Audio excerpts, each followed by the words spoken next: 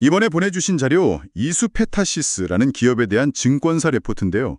와, 근데 첫 장부터 문구가 아주 그냥 본격적인 성장은 이제부터다. 보통 증권사 레포트가 되게 조심스럽게 쓰잖아요. 근데 이건 거의 선언 같아요. 도대체 뭘 믿고 이렇게 자신감이 넘치는지 한번 제대로 파헤쳐보죠. 네, 맞습니다.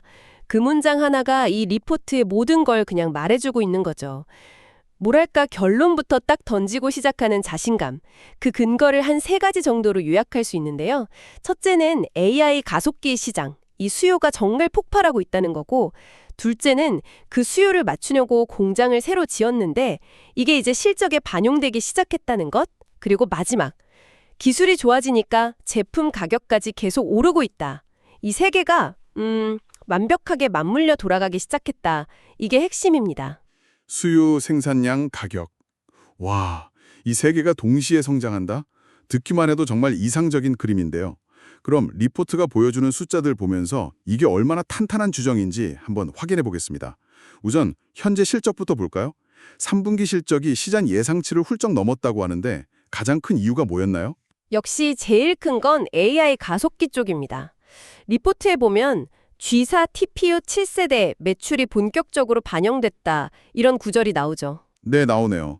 이게 그냥 매출이 늘었다 이런 차원의 얘기가 아니에요.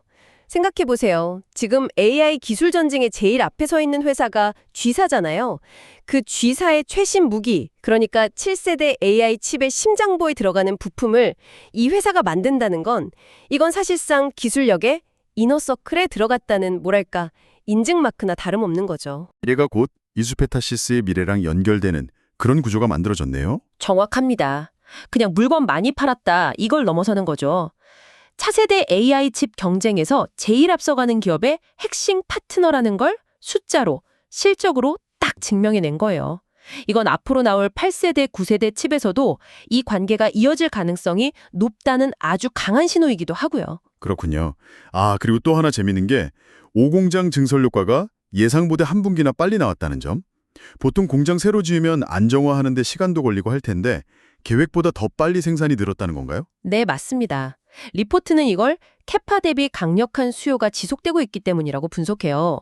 쉽게 말해서 만들기가 무섭게 팔려나가는 거예요, 지금. 아, 그러니 뭐 안정화 기간이고 뭐고 최소화하고 최대한 빨리 공장을 돌리기 시작한 거죠. 고객사에서는 계속 더 달라고 하니까요. 공장을 놀릴 여유가 없는 겁니다. 이야, 정말 수요가 생산을 앞에서 끌고 가는 제조사로서는 제일 행복한 상황이네요. 근데 리포트를 보니까 이 회사가 AA 가속기 하나에만 매달리는 건 또 아닌 것 같아요. 네트워크 스위치 쪽 매출도 꾸준하고 심지어 한동안 안 좋았던 중국 법인 실적까지 좋아졌다고요? 네, 바로 그 지점이 이 회사의 안정성을 보여주는 되게 중요한 부분입니다. 만약에 실적이 오직 AI 가속기 하나에만 달려있다면 변동성이 좀 클 수 있잖아요. 근데 리포트를 보면 고성능 네트워크 스위치에 들어가는 기판 매출도 꾸준히 늘고 있어요. 이게 뭘 의미하냐면 AI 데이터 센터가 늘어나면 AI 칩뿐만 아니라 데이터를 옮기는 네트워크 장비 수요도 같이 늘어난다는 거거든요. 아, 생태계 전체가 같이 크는 거군요. 그렇죠. 그 성장에 발맞추고 있는 거죠. 중국 법인 실적 회복은 좀 의외인데요. 이건 어떤 내용이에요? 중국 법인이 그동안은 일반 서버용 기판을 주로 만들어서 사실 경쟁이 너무 심했어요. 수익성도 별로였고. 그런데 이번 3분기에는 서버 신규 모델에 들어가는 제품으로 포트폴리오를 바꾸면서 완전히 달라졌습니다. 리포트를 보면 3분기 매출이 전분기보다 17%나 늘었고 이익률도 18% 수준으로 회복했다고 해요. 와, 대단하네요. 네, 한마디로 제일 뜨거운 성장 동력인 AI 파트가 막 전력 질주를 하고 네트워크나 일반 서버 같은 다른 파트들이 뒤를 아주 든든하게 받쳐주는 거죠. 정말 이상적인 구조를 갖추게 된 겁니다. 현재 실적만 봐도 정말 탄탄하다는 게 느껴지는데 근데 이 리포트는 계속 이건 시작이다. 이런 분위기를 풍겨요. 진짜 하이라이트는 2026년이라고. 전망치라고 보니까 정말 입이 떡 벌어지는데요. 매출 1조 4,400억 원에 영업이익이 거의 3천억 원. 네, 2026년을 이 회사가 퀀텀 점프하는 해로 보고 있는 겁니다. 이유는 크게 두 가지로 볼 수 있는데 첫 번째는 아까 얘기했던 5공장 증설 효과가 2020년 1분기부터 온기 반영되기 때문입니다. 온기 반영이라는 게 정확히 어떤 의미죠? 2025년에도 공장은 돌아갔을 거 아니에요? 아, 좋은 질문이에요. 2025년에는 공장이 연중에 가동을 시작했으니까 예를 들어 반년치 생산량만 실적에 잡혔을 수 있죠. 하지만 2026년에는 1월 1일부터 12월 31일까지 1년 내내 증설된 공장의 생산량이 전부 다 실적에 더해지는 겁니다. 아, 생산 능력, 즉 Q 자체가 완전히 한 단계 레벨업된 상태에서 한 해를 통째로 시작하는 거죠. 알겠습니다. 생산량이 점프하는 게 첫 번째. 그럼 두 번째 이유는 뭔가요? 리포트에 루빈이라는 좀 낯선 단어가 나오는데 이것 때문에 제품 평균 판매 가격, ASP가 추가로 크게 오를 거라고 하네요. 루빈이 뭔가요? 루비는 아마 G사 같은 빅테크 기업들이 준비하는 차세대 AI 플랫폼의 코드명으로 보여요. 근데 이름이 중요한 게 아니라 그 내용이 중요하죠. 이 새로운 플랫폼은 기존보다 훨씬 상상을 초월하는 데이터 처리량을 요구하게 될 거거든요. 당연히 그럼 거기에 들어가는 부품도 훨씬 좋아져야겠네요. 그렇죠. 기판 PCB 역시 훨씬 더 복잡해지고 층수도 더 많이 쌓아야 하고 만들기 어려운 고부가 가치 제품이 될 수밖에 없는 겁니다. 아하, 기술 난이도가 확 올라가니까 자연스럽게 제품 가격 P도 같이 비싸진다. 정리해보면 2020년에는 늘어난 공장에서 Q 증가, 훨씬 비싼 차세대 제품을 P 상승, 본격적으로 생산하면서 실적이 폭발하는 그런 그림이네요. 바로 그겁니다. 리포트가 괜히 분기별 계단식 실적 성장이라는 표현을 쓴 게 아니에요. 주가가 이렇게 완만하게 올라가는 게 아니라 5공장 완전 가동이나 루빈 출시 같은 이벤트가 있을 때마다 실적이 퀀텀 점프를 하는 말 그대로 계단 모양으로 성장할 거라는 예측이죠. 와, 잠시만요. P와 Q의 동반 성장이라니 이게 말이 쉽지. 제조업에서 이걸 동시에 그것도 각각 수십 %씩 올리는 건 정말 보기 드문 일이잖아요. 이건 뭐 전력 질주를 하면서 몸집까지 불리는 거랑 똑같은데 리포트는 이 기업이 그걸 해낼 거라고 믿는 거군요. 그렇습니다. 그래서 이수페타시스 별도 기준으로만 봐도 2026년 매출이 전년 대비 35%나 성장할 거라고 보는 거예요. 일반적인 제조업 성장률하고는 아예 차원이 다른 숫자를 제시하고 있는 거죠. 그게 가능한 이유가 AI 혁명이라는 거대한 파도에 올라탔기 때문이다. 네, 그 파도의 제일 높은 곳에 올라탔다고 보는 겁니다. 이런 확실한 성장 스토리를 가지고 리포트는 목표 주가를 15만 4천 원으로 올렸습니다. 그런데 이 목표 주가를 계산한 방식을 보니까 좀 놀라워요. 타겟 P, 목표 주가 수익 비율을 42배로 잡았는데 이거 정말 공격적인 거 아닌가요? 맞습니다. 보통 시장 평균 PE가 한 10배에서 15배, 성장주라고 해도 20, 30배 정도인데 42배는 굉장히 높은 수준이죠. 여기서 이 리포트의 자신감이 또 한 번 나오는 겁니다. 솔직히 그냥 AI 관련주라고 거품이 낀 것처럼 보일 수도 있을 것 같은데 이 42배라는 숫자를 정당화할 만한 다른 근거가 더 있나요? 왜 다른 회사가 아니라 이 회사에 이렇게 높은 가치를 줘야 하는지. 아, 그게 아주 핵심적인 질문입니다. 리포트의 논리는 이래요. 이 회사는 더 이상 그냥 PCB 만드는 회사가 아니다.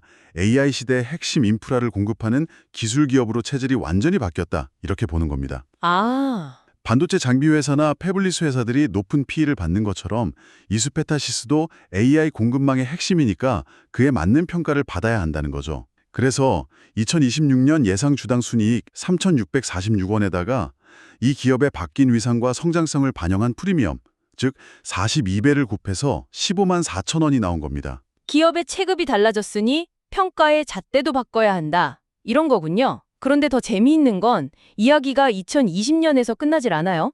2029년까지 내다보네요. 5공장 증설이 끝나면 매출 1.5조를 달성할 거라는 회사 목표를 얘기하면서 심지어 그 전에 추가 증설 가능성까지 열어두고 있어요. 아니 이렇게 크게 증설했는데 또 증설을 한다고요?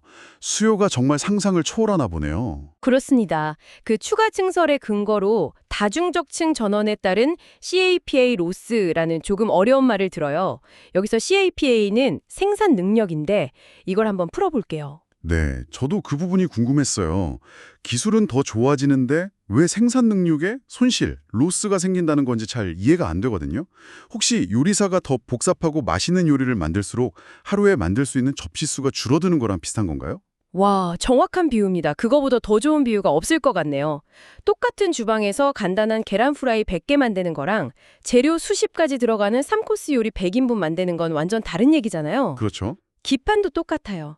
예전에는 18층짜리 아파트를 지었다면 이제 AI 칩 성능이 올라가면서 24층, 30층, 그 이상의 초고층 빌딩을 지어야 하는 상황이 된 거예요. 층수가 높아질수록 공정도 훨씬 섬세해지고 시간도 오래 걸리고 잘못되면 전체를 버려야 하는 위험도 커지겠네요. 바로 그겁니다.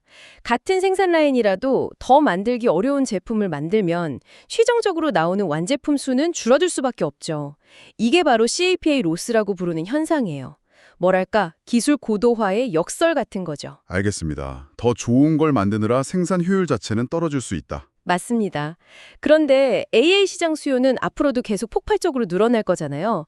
그러니까 이 기술 고도화 때문에 생기는 생산량 손실분을 메우고 거기에 또 계속 늘어나는 추가 수요에 대응하려면 결국 또 다른 증설이 필요할 수밖에 없다는 게 이 리포트의 논리입니다. 단순한 추측이 아니라 근거도 있나요? 네. 이게 데이터로도 나오고 있어요. 리포트를 보면 이런 다중적층 제품 샘플 비중이 2024년에는 21%였는데 2025년 3분기에는 39%까지 급증했다고 합니다. 기술 변화가 예상보다 훨씬 빠르게 일어나고 있다는 거죠. 네, 오늘 이수페타시스 리포트를 쭉 살펴봤는데요. 전체 그림을 한번 정리해 보겠습니다. 먼저 현재 상황은 G사라는 확실한 키플레이어의 최신 제품 매출이 터지면서 시장 예상을 뛰어넘는 실적을 보여주고 있다. 여기에 신공장 조과가 빨리 나타나고 있고 다른 사업부들까지 안정적으로 크면서 기본 체력이 아주 튼튼해졌다는 게 확인됐고요. 그리고 미래 전망은 지금보다 훨씬 더 밝다. 이게 리포트의 핵심이었죠. 2026년이 되면 신공장 효과가 1년 내내 온전히 반영되고 동시에 루빈으로 대표되는 차세대 고부가 가치 제품이 나오면서 제품 가격까지 크게 오르는 P와 Q가 함께 폭발하는 그림. 네, 바로 그 그림이 그려진다는 분석이었습니다. 이 모든 분석을 종합해보면 이 리포트는 이수페타시스를 더 이상 그냥 범용 부품 회사가 아니라 AI 혁명이라는 거대한 흐름의 중심에서 핵심 역할을 하는 기술 기업으로 봐야 한다는 시각을 아주 강하게 보여주는 것 같습니다. 그렇습니다. 결론적으로 이 리포트는 이수페타시스가 AI 시장이 열리는 것의 수혜를 그냥 단기적인 테마가 아니라 장기적이고 구조적으로 누릴 기업이라고 평가하는 겁니다. 시장의 폭발적인 수요, G사를 통해 검증된 독보적인 기술력, 그리고 선제적으로 확보한 생산 능력, 이 세 가지 확실한 믿는 구석을 근거로 이 기업의 가치를 시장이 완전히 다시 평가해야 한다. 이게 이 분석의 최종 결론이라고 할 수 있겠습니다.